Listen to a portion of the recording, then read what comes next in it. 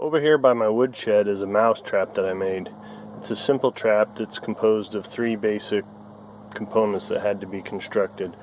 The first is this flat board, and it has a hole for a trigger stick and a slot for a noose to go in that will catch the mouse.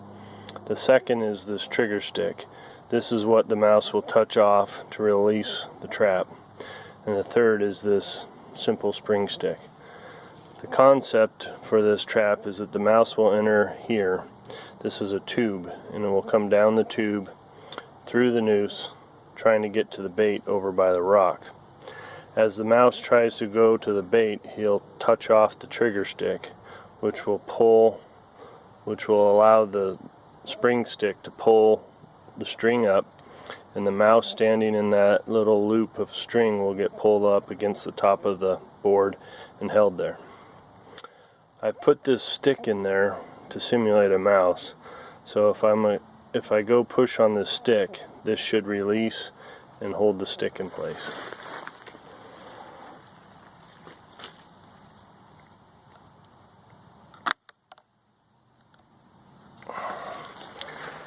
As you can see, the mouse went, or the stick went through the noose, and when it touched off, the spring stick pulled it up and captured the mouse. Hello, I just showed you my mouse trap, and I think mouse traps are important for survival simply because they're the bottom of the food chain and they're very plentiful out in the forest. Now, if all we had to eat was mice, I would trap them all day and eat as many as I can, but it'd be nice to get something a little bit larger. Around here, the next thing up would be a squirrel. So I'm going to show you two different traps. One's a deadfall trap, which would also catch a mouse, and the other would be a snare, targeting specifically squirrels. What I have here is a squirrel snare, and basically what I have here is a log leaning up against a tree. It's the easiest path for the squirrel to get up the tree, so they usually take it. And on that log I have the snare, and the snare is triggered by this little stick right here. And this is basically a Paiute deadfall trigger, and basically this rope comes down, attaches to the stick. The stick is toggled off of this branch right here, and then when the squirrel touches this stick over here, it releases this toggles around and releases the rope. The rope is then pulled up by the spring stick that's up there, and that will lift the rope and hopefully the squirrel inside the snare itself. So for this to work, the squirrel is going to be traveling up or down the log, and it'll walk up the log, and as it gets into the noose, it will knock over the trigger stick and get pulled up. The final trap I'm going to make is a deadfall trap, and I'm going to use a figure 4 trigger system on it. The figure 4 is a time-tested trigger. First I need 4 posts, and I need to sharpen them up so that I can drive them in the ground. These are going to hold the 2 logs that are going to fall on the animal together.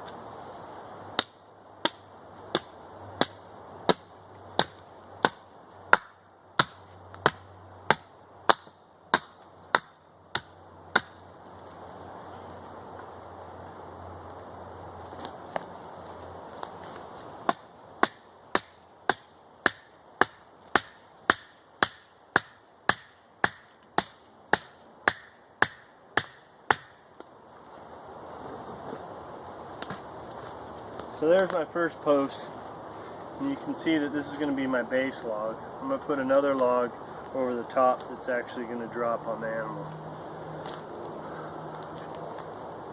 I already pre-sharpened this one.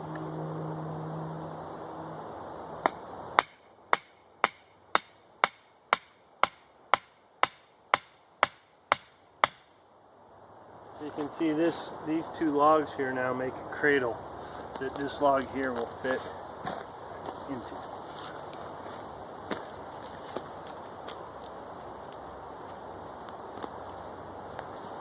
I have 2 more pre-sharpened logs I'm going to put them on the other end in order to keep the log straight and parallel so that when it drops, it doesn't bounce off.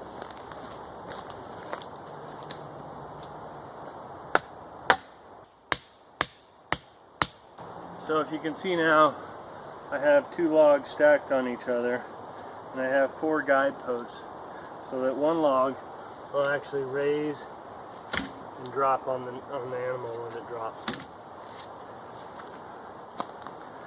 Next thing I need to do is make the trigger mechanism. So you have a trigger stick, then you have the upright post, and then this will make our 4, and it fits together like that. And what this does is basically the pressure of the log sits on top of here, and as it pushes down, the stick wants to go out this way. So this trigger stick has a notch right here that prevents it from going that way, and then it also has a notch right on this one that will prevent this stick from going that way. So it makes for a semi-stable arrangement. Now if something wiggles the bait on here, you either knock it out here or here, and then the trap falls. Okay, I moved the camera over. Now we're going to set up the figure 4 trigger system. So the first stick that we need is going to be the stick that's going to be the upright stick.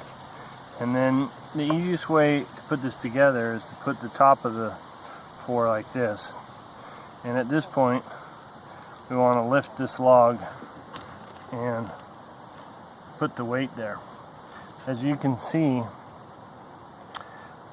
right now, the only thing that's keeping this log from falling is me holding this stick from going that direction.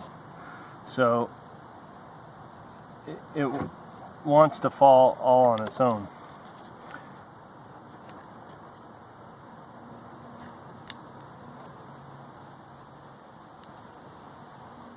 So then what we need to do is get the trigger stick.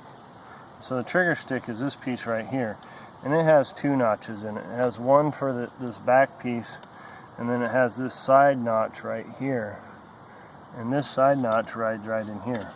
So if you take this around and you put the side notch right in here, and you put the other notch out here, you can see that all of a sudden tension is formed between the 3 sticks.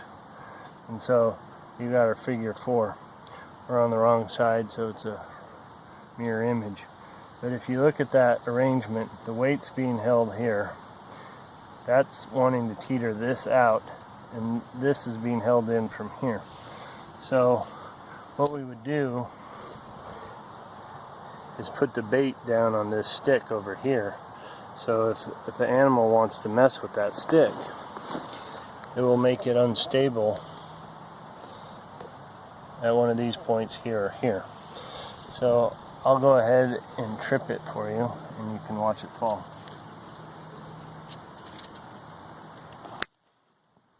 Okay, I reset the trap, and this time I put this added log on there, this guy right here, in order to add some weight when the top log falls on the animal. And there's your basic figure 4 trap. And I'm just going to show you kind of how sensitive this is. I got this little flimsy stick, as you can see. I was just going to touch this and see if I could get it to fall. So that's your basic figure 4 deadfall. And this can be scaled from anywhere from a rock for a mouse up to much larger logs for bigger animals. And I think it was a go-to trap when you're out in the wild, because basically it doesn't take anything but a knife, maybe an axe, to put it together.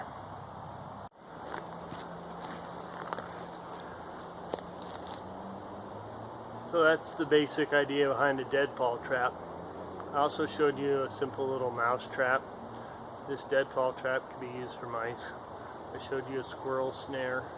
That snare could be scaled up for different animals as well.